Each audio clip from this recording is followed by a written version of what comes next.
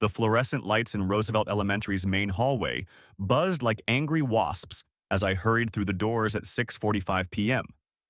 My work boots squeaked against the polished linoleum, leaving faint traces of construction dust despite my best efforts to clean them off in the truck. The parent-teacher conference was supposed to start at 6:15, but the electrical job at the Henderson Medical Center had run late when we discovered faulty wiring behind a wall that wasn't supposed to come down until next week. I pulled out my phone and saw 3 missed calls from Laura. Guilt twisted in my stomach as I imagined her sitting alone in Mrs. Rodriguez's classroom, fielding questions about Jake's reading struggles while I was elbow-deep in junction boxes and conduit runs. The main office smelled like industrial floor cleaner and copy toner. Mrs. Patterson, the secretary, looked up from her computer with tired eyes. "Paul Westfield," I said, slightly out of breath. "I'm here for the conference with Mrs. Rodriguez." "I know I'm late." She consulted her clipboard and ran her finger down the sign-in sheet. "Oh yes, here you are. Your wife signed in at 6:05. I glanced at the clock above her desk. 40 minutes. Laura had been handling this alone for 40 minutes. "Are they still meeting?" "I believe so. Room 237 down the hall and to your right." I thanked her and jogged down the corridor, my tool belt jangling softly. The hallway was lined with third-grade artwork, crayon drawings of families and pets, construction paper turkeys for the upcoming Thanksgiving holiday. Jake's drawing of our house caught my eye as I passed, distinguished by his careful attention to the electrical meter and the ladder I'd left leaning against the garage last weekend. Room 237's door was slightly ajar. I knocked gently and pushed it open. "Mr. Westfield." Mrs. Rodriguez looked genuinely surprised to see me. She was a small woman in her 50s with kind eyes behind wire-rimmed glasses, her desk covered with folders and student work samples. "I'm so glad one of you finally made it." The words stopped me cold. "Finally made it? But my wife—" "Your wife?" Mrs. Rodriguez tilted her head, confusion creasing her features. "I haven't seen Laura tonight. When she didn't show up for your 6:15 appointment, I assumed you were running late from work. I've been waiting here just in case." My mind reeled. "But she signed in at the office. Mrs. Patterson showed me." "Oh dear." Mrs. Rodriguez's expression grew concerned. "There might be some confusion. I've been trying to reach you both for weeks about Jake's reading assessment. I sent home several notes requesting this conference, but I never received any response." "Notes?" My voice came out sharper than I intended. "What notes?" She opened Jake's folder and pulled out copies of 3 separate letters, each dated 2 weeks apart. These were sent home in his backpack. The first one was 6 weeks ago, then follow-ups when I didn't hear back. "Jake really needs additional reading support, Mr. Westfield. He's bright, but he's falling behind his peers, and early intervention is crucial." I stared at the papers. Laura handled Jake's school communications. Every day when I came home from work, she'd be sitting at the kitchen table with Jake, helping with homework, going through his backpack. She never mentioned any notes from Mrs. Rodriguez. I had no idea," I managed. "My wife told me everything was fine at school." Mrs. Rodriguez's expression softened. "These things happen. Sometimes children don't want to worry their parents, so they might not pass along communications. The important thing is that we're talking now." But Jake wouldn't have hidden the notes. He was 8 years old and told us everything. Every playground dispute, every cafeteria mishap, every gold star and classroom celebration. Laura handled his backpack every single day. "Can we reschedule?" I asked, my mind spinning. "I want my wife to be here for this conversation." "Of course." "How about next Tuesday at 4 p.m.? That might work better with your work schedule." I agreed and shook her hand, but my thoughts were elsewhere. Where was Laura? She'd signed in at 6:05 according to Mrs. Patterson. The conference was at 6:15. It was now almost 7 p.m. and she wasn't here. I walked back toward the main office, my boots echoing in the empty hallway. Through the windows, I could see the parking lot bathed in the orange glow of sodium lights. Cars were scattered across the asphalt, other parents finishing up their own conferences or attending the PTA meeting that was scheduled for 7:30. That's when I spotted Laura's silver Lexus. It was parked in the far back row, almost hidden between a large pickup truck and a school district maintenance van. The windows were completely fogged over, which struck me as odd, given that it was only 58 degrees outside. Cool, but not cold enough for that kind of condensation. I approached the car slowly, something cold settling in my stomach. The Lexus was definitely Laura's. I recognized the small dent on the rear bumper from when she'd backed into our mailbox 3 months ago. As I got closer, I could hear movement inside. Rustling sounds. Voices. My hand reached for the door handle, and I was surprised to find it unlocked. Laura always locked her car, especially at night. I opened the driver's side door. "Oh God, Paul!" Laura sat in the back seat, her dark hair tousled and disheveled. Next to her was a man I recognized from school events, Tony Ramos, whose daughter Emma was in 5th grade. For a moment, everyone froze. Laura looked at me with wide eyes, her face red, one hand clutching her blouse. Tony froze in mid-motion, his back to me, his muscles tense with panic. "Paul," Laura said again, in a barely audible whisper. "It's not... we just what?" My voice sounded strange to my own ears, as if it were coming from somewhere far away. "Just what, Laura?" She began to button her blouse with trembling fingers. Tony needed help with Emma.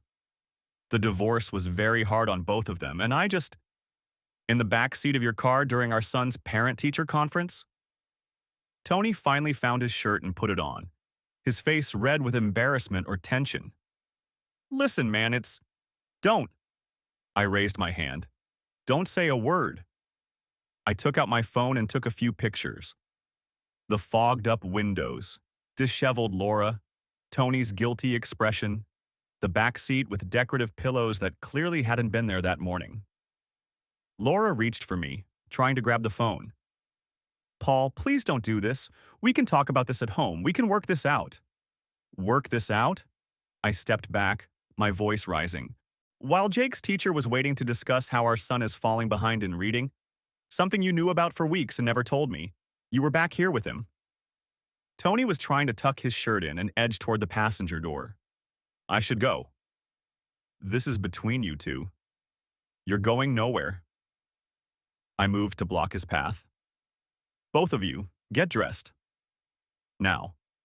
Laura's hands were trembling as she tried to fix her hair. "Paul, I know how this looks, but how it looks." I laughed, but there was no humor in it. "It looks like my wife was screwing around in a parking lot while our son's future was being discussed 20 yards away." "Don't be crude," she snapped, and for a moment her old imperious tone flashed through. The tone she used when she thought I was being unreasonable about money or chores or any of the 1,000 small decisions that made up our marriage. "Crude?" I took another photo. "You want to know what's crude?" Crude is lying to your husband for weeks. Crude is ignoring your son's educational needs so you can play around with divorced dads in school parking lots. Tony had managed to get his shoes on and was edging around the front of the car. "I'm really sorry, man. This got out of hand." "Yeah, it did." I looked at Laura. "You have 20 minutes to get your things from the house. Jake stays with me tonight." Her face went white. "You can't be serious." "Paul, we can discuss this like adults." We could have discussed it like adults 6 weeks ago when Mrs. Rodriguez first sent home notes about Jake needing help. We could have discussed it like adults when you decided to start whatever this is with Tony here. I gestured between them. "But you chose this instead." I reached out my hand. "Give me your house key." "What?" "Your house key. The one on your keychain. Give it to me." Laura clutched her purse to her chest. "You're being ridiculous. That's my house, too." "Give me the key, or I call the police right now and report you for public indecency on school property." Tony's face went even paler. Laura, just give him the key. We can figure this out later. She fumbled in her purse and handed me the keychain. I removed her house key and tossed the rest back to her. 20 minutes, I repeated. I'm going to get Jake from aftercare, then I'm going home. If you're still there when I arrive, I'm calling the police. I turned and walked away, leaving them standing by her car. My hands were shaking as I pulled out my phone and scrolled through my contacts. Mark? It's Paul. I need you at my house right now. No, I can't explain over the phone. Just meet me there in 30 minutes. Bring your lock-changing kit. My brother Mark was also an electrical contractor, but he diversified into security systems and locksmithing over the years. If anyone could help me secure my house quickly, it was him. I went back into the school and found Mrs. Patterson still at her desk. Excuse me, is Jake Westfield still in aftercare? She consulted her computer. Yes, he is. Is everything all right, Mr. Westfield? Family emergency. Can he stay there for another 30 minutes? I need to take care of something at home first. Of course. Just sign him out whenever you're ready. I thanked her and headed back to my truck. As I drove out of the parking lot, I could see Laura and Tony standing by their cars, deep in heated conversation. Laura's arms were gesturing wildly, and Tony kept shaking his head. The drive home took 15 minutes through quiet suburban streets, lined with houses just like ours. Two-story colonials with small front yards and attached garages. Houses where families were probably sitting down to dinner, helping kids with homework, living normal lives that hadn't exploded in a school parking lot. Mark was already waiting in my driveway when I pulled up, his van loaded with tools and a tackle box full of lock hardware. He was 2 years younger than me, unmarried, and had always been skeptical of Laura's ambitions and spending habits. What's the emergency? He asked as I got out of the truck. Laura's been having an affair. I caught them tonight at Jake's school. I need all the locks changed before she gets home. Mark's expression hardened. Jesus, Paul. Are you sure? I'm sure. And there's more. She's been intercepting notes from Jake's teacher, lying about his progress at school. This has been going on for weeks, maybe longer.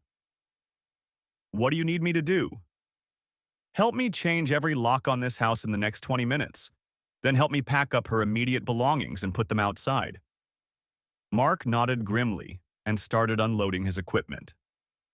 Let's do it. We worked with the efficiency of two men who'd been in construction for 20 years. Mark handled the front door and garage while I worked on the back door and side entrance. All the locks in our house were standard residential grade, nothing fancy, and we had them swapped out in exactly 18 minutes. Boxes? Mark asked, testing the new front door key. I grabbed several moving boxes from the garage, leftover supplies from when we'd moved into this house 5 years ago. We went upstairs to the master bedroom and began packing Laura's immediate necessities: clothes, toiletries, shoes, jewelry. I was careful to take only what was clearly hers and to document everything with my phone camera. At the bottom of her jewelry box, I found something that made my blood run cold. A receipt from Tony's restaurant, dated 3 weeks ago, for a private dinner for two that cost $347. Written in Laura's handwriting across the top was business expense, investment research.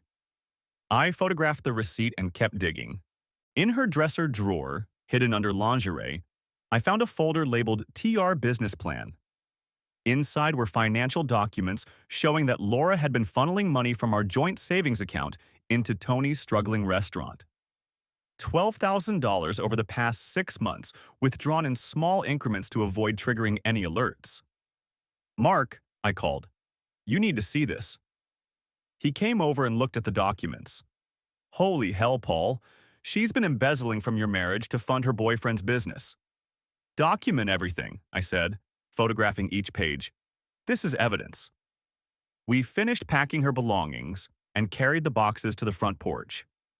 I made sure to leave a clear inventory list on top, signed and dated.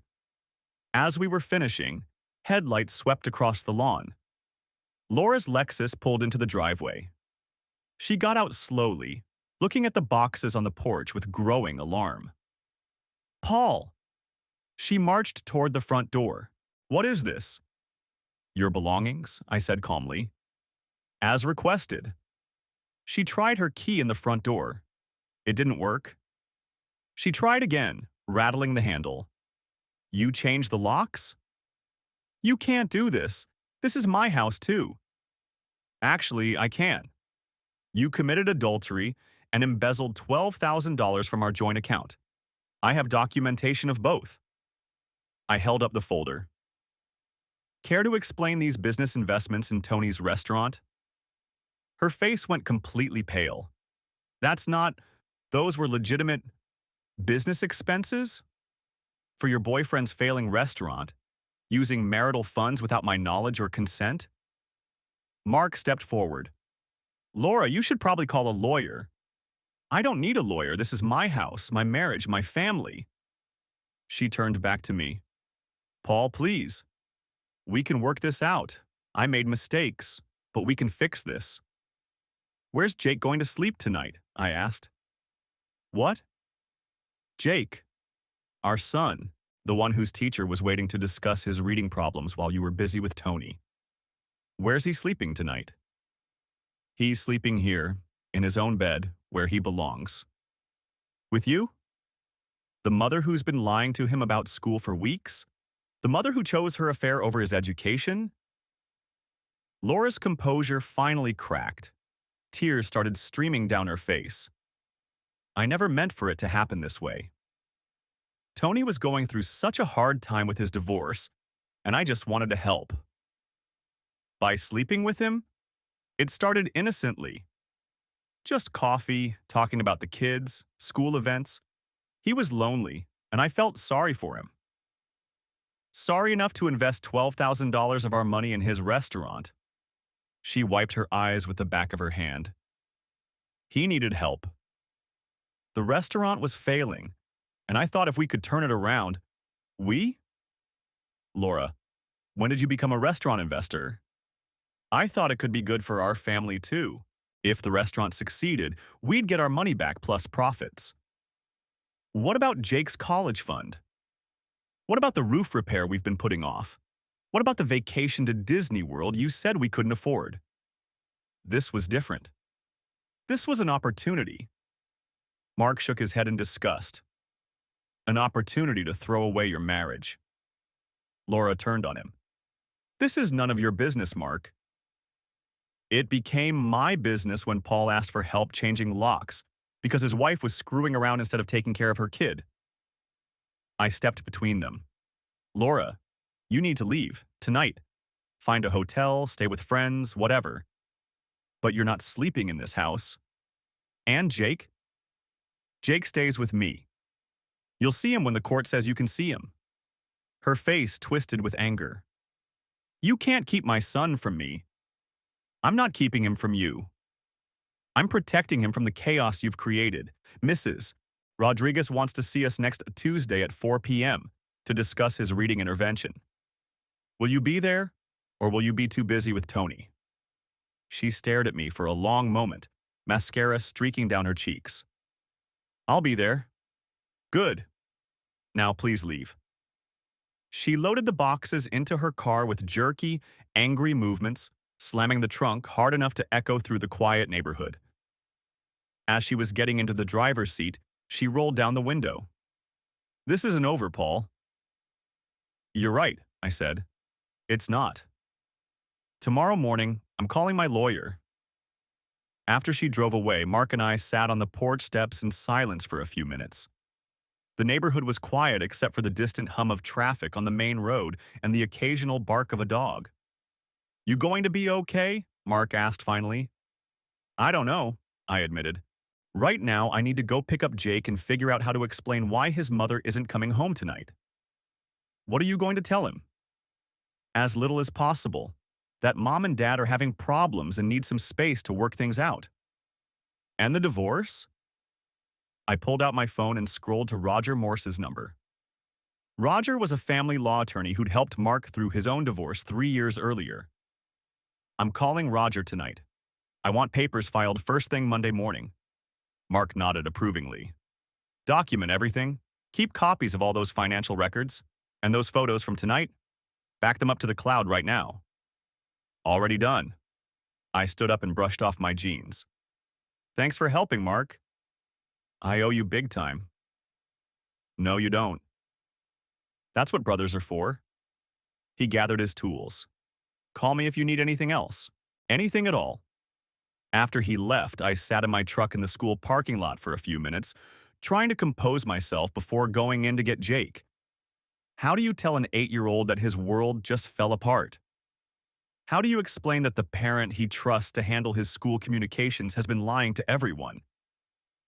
Mrs. Patterson was locking up the office when I went back inside. Mr. Westfield. Perfect timing. Jake's been asking for you. I found my son in the aftercare room, sitting at a small table working on a puzzle with Mrs. Evans, the aftercare coordinator. He looked up when I walked in, his face lighting up with relief. Dad, where were you? I thought you forgot about me. Never, buddy. Dad would never forget about you. I knelt down beside his chair. Sorry I'm late. Work ran over, and then I had to take care of some things at home. Where's Mom? She was supposed to pick me up after my conference with Mrs. Rodriguez. Mrs. Evans looked at me with understanding eyes. She'd been working with elementary school kids long enough to recognize family crisis when she saw it. Mom had to take care of some things too, I said carefully. She'll see you soon, but tonight it's just you and me. Want to grab some pizza on the way home? Jake's eyes lit up. Can we get the one with pepperoni and sausage? Absolutely. As we drove to the pizza place, Jake chattered about his day at school, oblivious to the fact that his parents' marriage had just imploded in the parking lot behind us. I let him talk, storing up these moments of innocence, knowing they wouldn't last much longer. That night, after Jake was asleep in his own bed, I sat at the kitchen table with my laptop and called Roger Morse. It was almost 10 p.m., but Roger had told Mark he was available for emergencies. Paul Westfield, he said when he answered. Mark's brother. What's the situation? I explained everything. The affair, the financial betrayal, the educational neglect, the evidence I'd gathered. Roger listened without interrupting, occasionally asking clarifying questions. You've got a strong case, he said when I finished. Adultery, financial misconduct, and child neglect. The school documentation is particularly damaging. It shows a pattern of putting her personal interests ahead of your child's welfare. What happens next? I'll draft papers tomorrow and file Monday morning. We'll seek full custody with supervised visitation for Laura, plus financial restitution for the money she diverted to the boyfriend's business. Do you have documentation of your attempts to communicate about the child's educational needs? I didn't know there were problems until tonight. Even better. That proves she was actively concealing information from you. We'll also request that she be required to repay the $12,000 with interest. Can she fight this? She can try, but the evidence is overwhelming. The photos, the financial records, the school's documentation, it paints a clear picture of someone who prioritized an extramarital affair over her family responsibilities. After we hung up, I sat in the quiet kitchen, looking at the family photos on the refrigerator. Jake's school pictures, vacation snapshots, the three of us at various holidays and milestones. In every photo, we looked happy, normal, like any other suburban family. But it had all been a lie. While I was working 10-hour days to support our family, while I was saving money for Jake's education and our future, Laura was funneling our resources to another man and ignoring our son's needs. I pulled out my laptop and began documenting everything I could remember. Every late meeting Laura claimed to have, every PTA function she'd volunteered for, every time she'd been unavailable when I called during the day. I started a timeline, cross-referencing it with bank statements and credit card bills. The pattern that emerged was damning. For the past 6 months, Laura's schedule had revolved around Tony Ramos.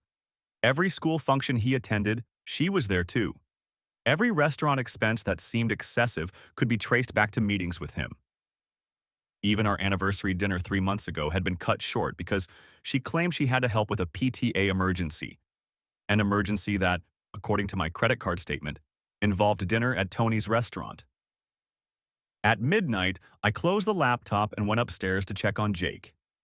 He was sleeping peacefully, curled up with his stuffed dinosaur, completely unaware that his mother wouldn't be there when he woke up in the morning. I stood in his doorway for a long time, watching him sleep, promising silently that I would protect him from as much of this mess as possible.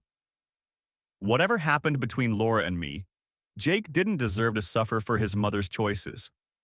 Friday morning came too soon. Jake woke up asking where Mom was, and I explained that she had to stay somewhere else for a while because Mom and Dad were having some grown-up problems that needed to be worked out. "Are you getting divorced like Emma's parents?" he asked with the directness only children possess. "I don't know yet, buddy. Right now, we're just taking some time apart to think about things." "Is it because of my reading problems?" My heart broke. "No, Jake. This has nothing to do with you or school or reading. This is about problems between Mom and Dad. You didn't do anything wrong, and nothing about this is your fault." He seemed satisfied with that answer, at least for now. I made him breakfast and drove him to school, then headed to the office to meet with my crew and figure out how to handle the Henderson Medical Center job while dealing with a divorce. At 9 a.m., I called Roger's office to confirm he was filing the papers. At 9:15, I called my bank and opened a new checking account, transferring exactly half of our joint savings, the half that hadn't been given to Tony's restaurant. At 9:30, my phone rang. It was Laura. "Paul, please. Can we meet somewhere and talk about this like adults? We can talk through our lawyers. I don't want lawyers involved. This is between us. We can work this out." "Laura, you've been having an affair for months. You've been lying about our son's education. You've been stealing money from our marriage to fund your boyfriend's business. What exactly is there to work out?" "I made mistakes, but that doesn't mean our marriage is over." "Yes, it does. It's over." She was crying now. "What about Jake? What about our family? You should have thought about that before you decided Tony was more important." I hung up and immediately called Jake's school.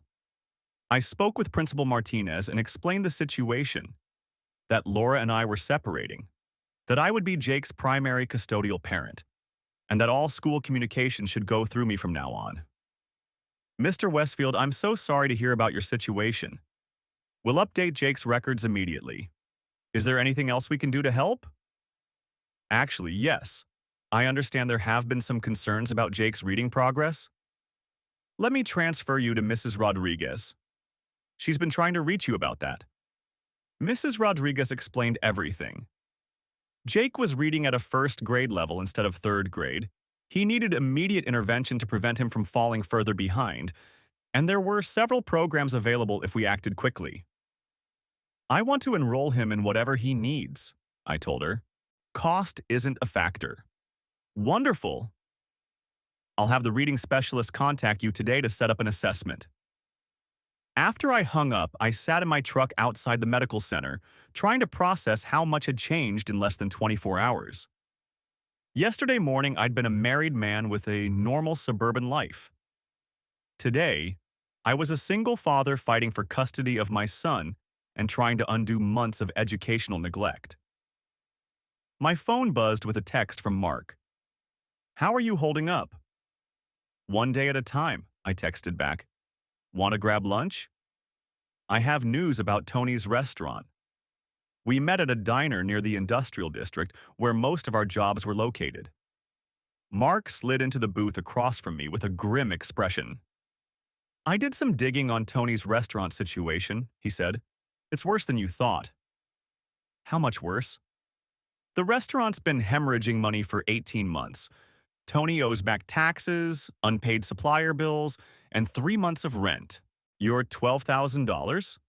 It wasn't an investment. It was a desperate attempt to keep the doors open. So it's gone. Completely gone. And there's more. I called a buddy who works for the county health department. Tony's restaurant has had multiple violations over the past year. Food storage, cleanliness, employee hygiene.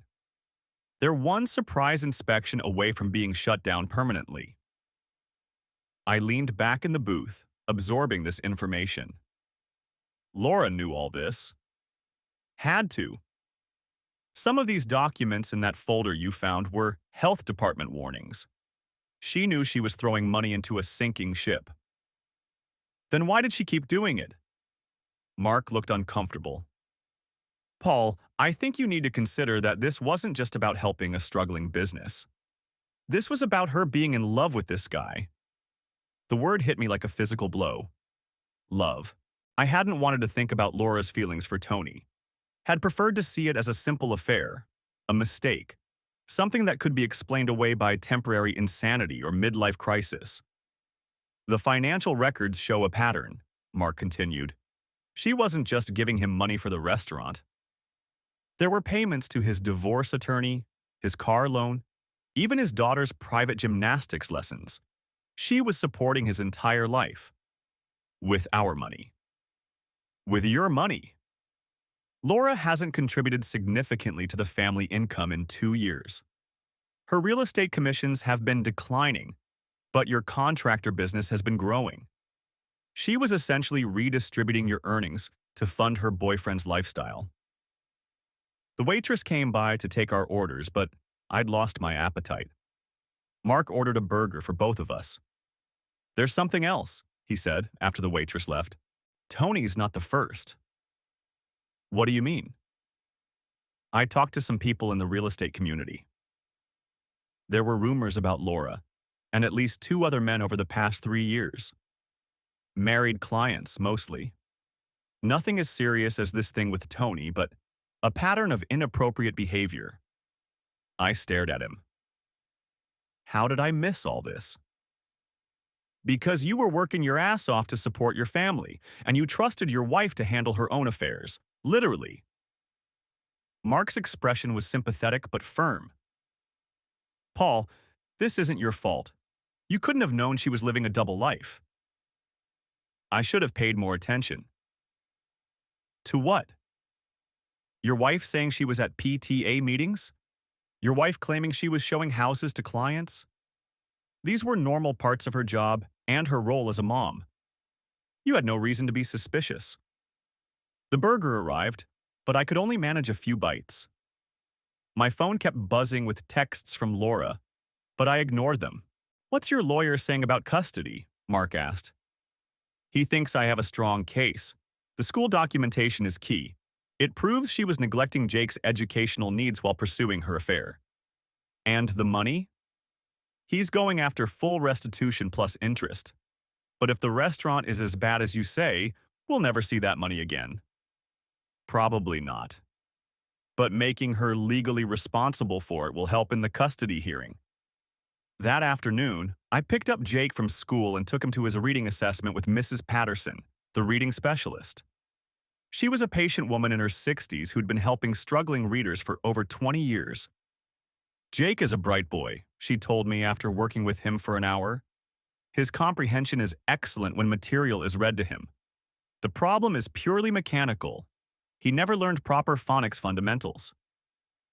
How far behind is he? Reading at a first grade level instead of third grade. But that's actually good news. It means we caught it before he fell too far behind. With intensive intervention, he can be caught up by the end of the school year. What does intensive intervention look like? 3 sessions per week, 1 hour each, plus daily practice at home. It's a significant commitment, but Jake is motivated to improve. We'll do it, I said immediately. Whatever it takes.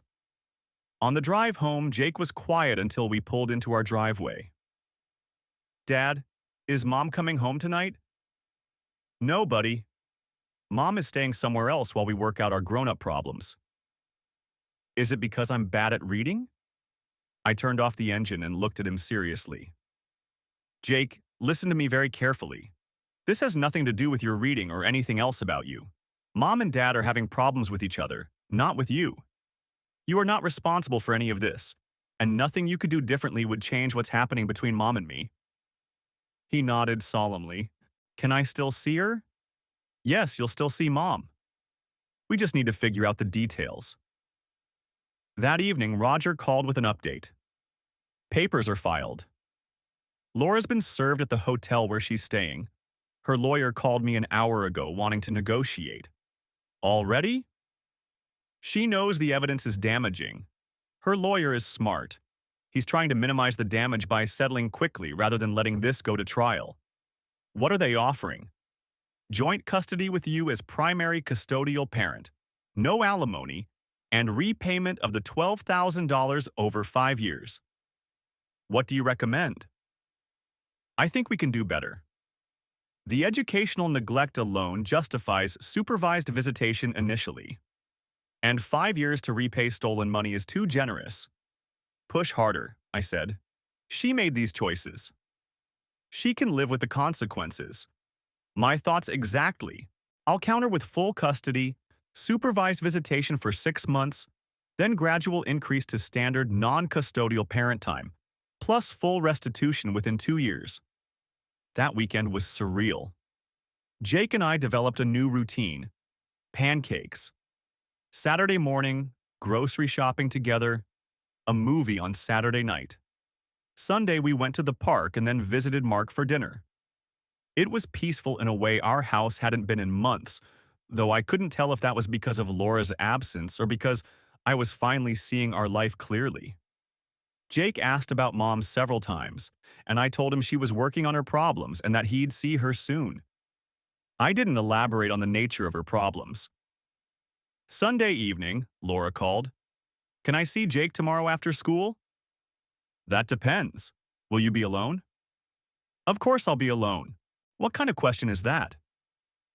The kind of question a father asks when his wife was caught with another man during their son's parent-teacher conference.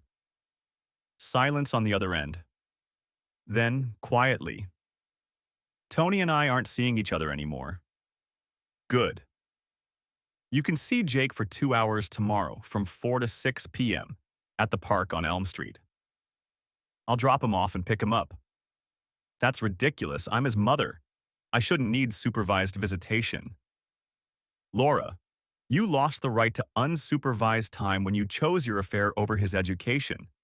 If you want more time, prove you can put his needs first. Tuesday's meeting with Mrs. Rodriguez was awkward. Laura arrived 5 minutes late, looking haggard and defensive. She'd clearly been crying, and her usually perfect hair and makeup were disheveled. Thank you both for coming, Mrs. Rodriguez said diplomatically. I know this is a difficult time for your family, but Jake's education needs to remain our priority. Laura nodded stiffly. I understand there have been some communications issues. I sent home several notes requesting this conference, Mrs. Rodriguez said gently. Were you aware of Jake's reading challenges? Laura's face reddened. There was some confusion about. I thought Paul was handling the school communications. I was never given any notes, I said quietly. I only learned about Jake's reading issues when I came to the conference last Thursday. Mrs. Rodriguez consulted her records. The notes were sent home in Jake's backpack on 3 separate occasions with instructions that they be signed and returned. I handle Jake's backpack every day, Laura said defensively. I never saw any notes about reading problems. The teacher's expression remained neutral, but I could see in her eyes that she didn't believe Laura's claim. Neither did I. The notes had been in that folder I found, the same folder where Laura kept documents about Tony's restaurant. We spent 30 minutes discussing Jake's intervention plan. Laura sat silently through most of it, occasionally nodding but not contributing meaningfully to the conversation. When Mrs. Rodriguez asked about home support for his reading practice, Laura looked at me expectantly. I'll handle it, I said. Jake and I have already started working together in the evenings. After the meeting, Laura followed me to the parking lot. Paul, this is ridiculous. We're fighting in front of his teacher, making our private business public. Our private business became public when you chose a school parking lot for your affair. That's not fair. What's not fair is letting our son fall behind in school while you were distracted by your boyfriend. She leaned against her car, looking defeated. I never meant for any of this to happen. But it did happen. And now we have to deal with the consequences. Can we at least try counseling? For Jake's sake. Laura, you embezzled $12,000 from our marriage to support another man. You lied about our son's educational needs for weeks. What exactly would counseling accomplish? It would show that we tried to work things out before giving up. I'm not giving up. I'm protecting what's left of our family. That evening, Jake asked why the meeting with Mrs. Rodriguez had felt weird. What do you mean weird? Mom seemed sad and you and her weren't talking to each other like normal. Kids notice everything. I should have remembered that. Mom and Dad are still working through our problems, I said. Sometimes that makes us act differently around each other. Are you going to get divorced? The directness of children never ceased to amaze me. I sat down beside him on his bed. Jake, I don't know what's going to happen with Mom and me, but I do know that both of us love you very much, and that won't change no matter what happens between us. Will I still get to live here? Yes. This is your home, and you'll always have a place here. What about Mom? Mom will always be your mom, and you'll still see her and spend time with her. The details might be different, but she'll always be part of your life. He seemed satisfied with that answer and fell asleep easily. I envied his ability to compartmentalize, to accept explanations and move on. Adult problems were messier, with no clear solutions and no easy comfort. The next few weeks fell into a pattern. Jake went to school, attended his reading sessions, and gradually began to improve. His confidence grew as he mastered phonics skills he should have learned 2 years earlier. I took him to his supervised visits with Laura twice a week, and she seemed to be trying to rebuild their relationship, though she struggled with the boundaries I'd established. Roger called regularly with updates on the legal proceedings. Laura's lawyer was fighting the supervised visitation requirement and the restitution terms, but the evidence was overwhelming. Her financial records show a clear pattern of marital fund misuse, Roger explained, and the school's documentation proves educational neglect. Her lawyer knows they don't have a strong case. What about Tony's restaurant? Closed permanently last week. Health department shut them down after finding multiple violations during an inspection. So the $12,000 is definitely gone. Unless Tony has personal assets to liquidate, yes. But that's Laura's problem now. The court will still hold her responsible for repayment. 3 weeks after the initial confrontation, I was picking Jake up from his reading session when Mrs. Patterson approached me. Mr. Westfield, I wanted to thank you for your commitment to Jake's education. His improvement has been remarkable. How remarkable? He's gained almost 6 months of reading level in 3 weeks. If he continues at this pace, he'll be caught up to grade level by Christmas. I felt a surge of pride mixed with anger. Jake was clearly capable of learning. He just needed proper support and attention. If Laura had addressed this issue when it first arose, he would never have fallen so far behind. That evening, Jake was practicing his reading when the doorbell rang. I opened the door to find Tony Ramos standing on my porch, looking nervous and uncomfortable. Paul, I was hoping we could talk. There's nothing to discuss. Look, I know you hate me, and I understand why, but I wanted to explain… Explain what? How you convinced my wife to steal money from our marriage? How you both chose to have your affair during our son's school conference? Which part did you want to explain? Tony's face flushed. It wasn't supposed to happen this way. Laura and I, we never planned. You never planned to get caught. There's a difference. I never asked her for the money. When the restaurant was failing, she offered to help. With my money. Money I earned working 60-hour weeks while she was sneaking around with you. I know it was wrong. I'm trying to make it right. How? Your restaurant is closed. You have no way to repay the money. Tony looked defeated. I'm selling my house. Laura will get whatever's left after I pay off the mortgage and my debts.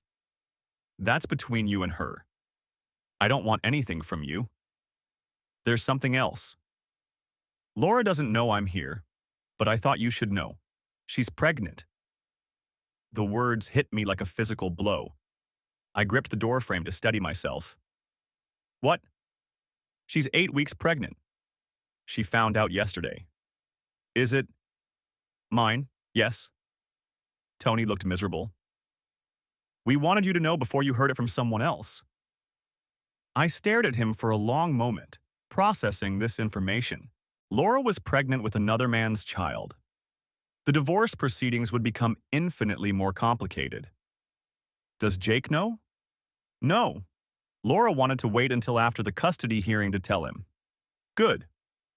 Keep it that way until I figure out how to handle this.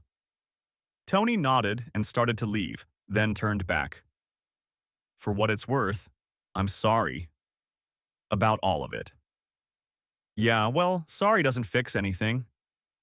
After he left, I sat in my kitchen, staring at my phone. I needed to call Roger immediately. A pregnancy would change everything. Custody arrangements, financial obligations, family dynamics. Jake was about to have a half-sibling he knew nothing about, and I had no idea how to explain any of this to an 8-year-old. I also realized that any hope of reconciliation, not that I'd been harboring much, was now completely impossible. Laura wasn't just having an affair, she was starting a new family with Tony. The next morning, I called Roger before work. This changes things, he confirmed. Laura's pregnancy will complicate custody arrangements, especially once the baby is born. How so? Courts generally want to keep siblings together when possible, even half-siblings. If Laura establishes a stable home with Tony and the new baby, she could argue for increased custody of Jake. Based on what? She's proven she can't prioritize his needs. Based on the argument that a child benefits from having a relationship with all his family members, including a new sibling. But she's still the same person who neglected his education and stole money for her boyfriend. I agree, and will continue to argue that. But we need to be prepared for the possibility that her circumstances will look different to a judge 6 months from now when she has a newborn. So, what do? We push harder for a settlement now, before the baby is born and complicates things. If we can get a favorable custody arrangement locked in before Laura's situation changes, we'll be in a stronger position. That afternoon, I had to make one of the hardest decisions of my life. I called Laura. We need to talk, I said. In person. About the divorce, about Jake, and about your pregnancy. Silence. Then, Tony told you. He thought I should know. Can you meet me for coffee tomorrow morning? We met at a small cafe near the elementary school, neutral territory that felt safer than anywhere else. Laura looked tired and older than her 37 years. The stress of the past month had taken its toll. Congratulations, I said, sitting down across from her. I assume this pregnancy was planned. It wasn't. But Tony and I have decided to move forward together. And Jake? Jake will always be my son. This doesn't change that. It changes everything, Laura. You're starting a new family with the man you had an affair with. How do you think that affects Jake's relationship with you? She stirred her coffee absently. Kids adapt. Lots of children have half-siblings. Lots of children don't watch their mothers destroy their families for those half-siblings' fathers. That's not fair. None of this is fair, but it's the situation you created. We sat in uncomfortable silence for a few minutes. Finally, Laura spoke. What do you want, Paul? I want what's best for Jake. Right now, that means stability, consistency, and prioritizing his needs over everyone else's drama. And you don't think I can provide that? Can you? You've got a baby coming with a man whose restaurant just failed, whose house is being sold to pay debts. Where are you going to live? How are you going to support two children? Her face crumpled. We're working on that. Are you working on it, or are you hoping it will somehow work itself out? Tony's looking for a job. I'm trying to get my real estate license reinstated. Your license was suspended? Temporarily. There were some complaints about professional conduct. The euphemism was telling. Laura's affair with Tony had apparently involved misusing client properties, which explained the ethics violations Roger had mentioned. How temporarily? 6 months minimum, maybe longer if the board investigation finds additional violations. So you have no income, Tony has no job, you're about to have a baby, and you want shared custody of Jake. I want to be part of my son's life. Then prove you can put his needs first. Accept the supervised visitation until you get your life stable. Focus on your relationship with Jake instead of fighting legal battles you can't win. She wiped her eyes with a napkin. Roger's terms are too harsh. Roger's terms reflect the damage you've caused. You want to negotiate? Here's my offer. Accept supervised visitation for 6 months. After that, we'll reassess based on your stability and Jake's adjustment. Repay the $12,000 over 3 years instead of 2. In return, I won't fight the pregnancy complications in court. What does that mean? It means I won't argue that your new baby creates a conflict of interest that makes you unfit for custody. I'll support reasonable visitation arrangements that account for your responsibilities to both children. Laura considered this. And if I don't accept, then we go to trial, and I present evidence that you prioritized your affair over your son's education, stole money to support your lover's failed business, and are now pregnant with his child while seeking custody of the child. You neglected. She flinched. You make it sound so calculated. Wasn't it? You made a series of choices, Laura. All of those choices put your desires ahead of Jake's needs. Now you have to live with the consequences. What about forgiveness? What about second chances? You'll get your second chance with your new baby. Jake deserves a parent who puts him first. Laura signed the settlement agreement the next week.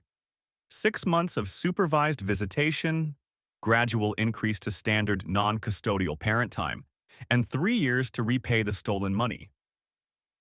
The terms were actually more generous than what Roger had initially proposed. But I wanted to avoid a protracted court battle that would hurt Jake more than it would help him. The day the divorce was finalized, I felt a mixture of relief and sadness. Relief that the legal uncertainty was over. Sadness that our family had been destroyed by a series of selfish choices. Jake took the news better than I expected. So you and Mom are officially divorced now? Yes. That means Mom and I won't be married anymore, but we'll always be your parents. Will I still see her? Absolutely. 2 afternoons a week and every other Saturday, just like we've been doing. And when the baby comes? I'd been dreading this question. Jake, did Mom tell you about the baby? Yeah. She said she and Tony are going to have a baby together. How do you feel about that? He shrugged with 8-year-old nonchalance. It's weird, I guess. But Emma from my class has 3 different families because her parents got divorced and remarried. She says it's actually pretty cool because she gets more Christmas presents. Sometimes children's resilience amazes me. Jake had adapted to our new reality with minimal drama, probably because our house was calmer and more stable than it had been in months. 6 months after the divorce was finalized, Jake's reading had caught up to grade level. He was thriving academically and socially, and his relationship with both his parents had stabilized into a new normal. Laura had moved in with Tony in a small apartment across town. She'd given birth to a daughter they named Sophie, and she seemed to be adjusting to motherhood again. Her real estate license had been reinstated with restrictions, and she was slowly rebuilding her career. Tony had found work as a manager at another restaurant. He'd sold his house and used the proceeds to pay back most of what he owed me. about 8,000 of the original 12,000. The remaining 4,000 was being paid in monthly installments. The supervised visitation had ended, and Jake now spent Wednesday evenings and alternate weekends with Laura and Tony. He seemed to genuinely enjoy being a big brother, and Laura appeared to be making more effort to prioritize his needs. I'd started dating Sarah, Jake's reading tutor. She was a former elementary school teacher who'd left the classroom to provide specialized intervention services. She was kind, patient, and wonderful with Jake. Our relationship had developed slowly and naturally, built on shared values and genuine affection rather than passion and drama. One evening in late spring, almost a year after the parking lot confrontation that had ended my marriage, Jake and I were working in the garden when he looked up at me with dirt on his nose and said, "Dad, are you happy?" "Yes, buddy, I am. Are you?" "Yeah, I like our life now. It's not as crazy as it used to be." "What do you mean?" "Before, when you and Mom were married, there was always fighting and stress and yelling. Now everything is calmer." I realized he was right. The house was peaceful in a way it hadn't been during the final years of my marriage to Laura. There was less financial stress, less scheduling chaos, less emotional drama. Jake and I had developed routines that worked for both of us. "I'm glad you feel that way," I told him. "I still love Mom," he added, as if he thought I might be hurt by this admission. "Of course you do. She's your mom, and she loves you too. But I'm glad I get to live here with you most of the time." That night, after Jake was asleep, I sat on the back porch with a beer, thinking about how much had changed in a year. I'd gone from being a married man with what I thought was a stable family to a single father navigating custody arrangements and building a new life. Laura's choices had destroyed our marriage, but they hadn't destroyed our family. They'd just rearranged it into something different. Jake had adapted. I'd adapted. And even Laura seemed to be finding her way in her new circumstances. The pregnancy had actually turned out to be a blessing in disguise. Laura's attention was now focused on her new baby and her relationship with Tony, which meant less conflict over Jake's custody and more stability in our arrangements. My contracting business had grown significantly over the year. Without the financial drain of Laura's spending and the distraction of marital problems, I'd been able to take on larger projects and expand my crew. Jake and I were financially secure in a way we'd never been during my marriage. Sarah and I were taking things slowly, but our relationship was built on honesty and shared values. She'd been through her own divorce and understood the complexities of co-parenting and blended families. Jake adored her, and she was helping him maintain his reading progress while also introducing him to new interests like hiking and photography. 6 months later, at Jake's 4th grade graduation, I watched him receive an award for academic improvement. Laura was there with baby Sophie, and Tony was filming everything with his phone. Sarah sat beside me, holding my hand and beaming with pride at Jake's accomplishment. We looked like a complicated modern family: divorced parents, a stepfather, a girlfriend, and a half-sister. But we were functional in ways that my original nuclear family had never been. After the ceremony, Laura approached me. "Thank you," she said quietly. "For what?" "For handling everything the way you did. For putting Jake first. For not making this harder than it had to be." I looked at her holding Sophie, saw Tony hovering protectively nearby, watched Jake showing off his award to his baby sister. "We all made mistakes," I said. "The important thing is that Jake is happy and doing well." "He is. And I know that's largely because of the stability you've provided." It was the closest thing to an apology I was likely to get, and honestly, it was enough. We'd all moved on to better places. That evening, Jake, Sarah, and I celebrated his graduation at his favorite pizza place. He chattered excitedly about starting 5th grade in the fall, about the camping trip Sarah had planned for us that summer, about teaching Sophie to read when she got older. As I watched him demolish a slice of pepperoni pizza while describing his plans for the future, I realized that sometimes the worst thing that can happen to you turns out to be exactly what you needed. Laura's betrayal had ended our marriage, but it had also freed us both to become better parents and better people. Jake would grow up knowing that actions have consequences, that honesty matters, and that families can take many different forms. He'd learned that stability and love are more important than traditional structures, and that sometimes starting over is the best thing you can do. I'd learned that trust is precious and fragile, that financial transparency is crucial in marriage, and that children are more resilient than we give them credit for. I'd also learned that it's possible to forgive someone without excusing their behavior, and that the end of one story can be the beginning of a better one. As we drove home that night, Jake fell asleep in the back seat, his graduation certificate clutched in his small hands. Sarah smiled at me from the passenger seat, and I thought about how different my life looked than it had 2 years ago. Laura's affair had destroyed the life I thought I wanted, but it had given me the life I actually needed. Sometimes the best revenge is simply living well, moving forward, and building something better from the wreckage of what came before. Jake stirred in his sleep and mumbled something about camping and s'mores. I caught Sarah's eye in the rearview mirror, and we both smiled. The future looked bright, complicated perhaps, but bright nonetheless. And that was enough.